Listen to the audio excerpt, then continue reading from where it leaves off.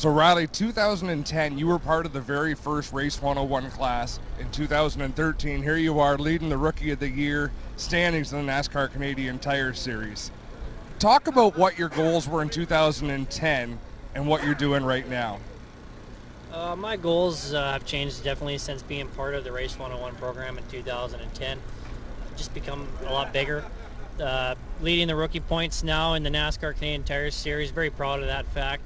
And still, using stuff that I learned in Race 101, keeping a good head on my shoulders, always remembering to work on my own car, make sure to understand the setup that I'm driving.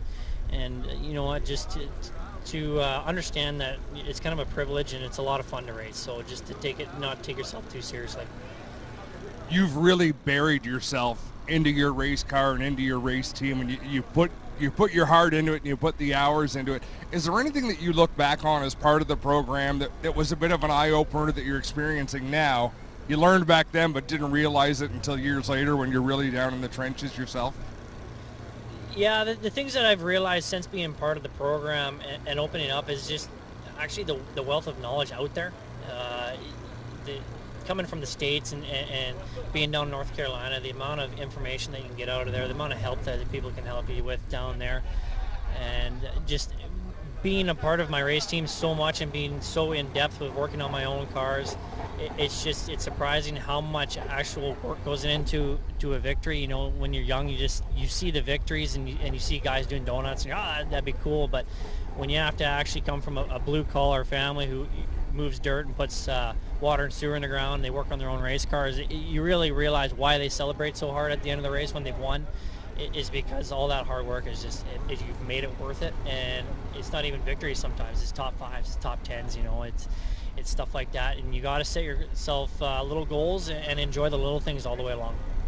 You say that and it reminds me, just last week we're racing with the likes of Jacques Villeneuve, Alex Tagliani, Andrew Ranger. At any point do you take the time to sit back and say, you know what, I'm on the same track with the same opportunity as them, this is pretty special, I've really accomplished something?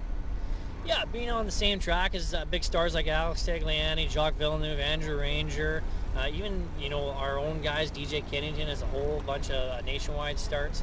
It's very cool. Like we just came from the Grand Prix of Three Rivers, and you know what? To be in the field with those guys, and I was running ninth, and I could see them, and it was my first time there. It was only I'm still down underneath a dozen starts in a road car.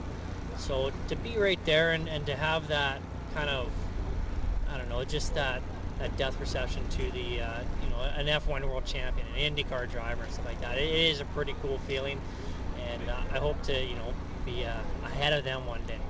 And finally, if there's anything you could say to Tony Blanchard, of course, the head of Race 101, what would it be? If I could say anything to Tony, I'd thank him for the teaching me the amount of humility it takes to race at an upper level here, and to know to open up yourself to information, but also not to open yourself up too much, because the guy that comes up to you at the beginning of the weekend hands you a setup sheet doesn't necessarily mean that that's going to be the fast one. That was a big one that I took from him.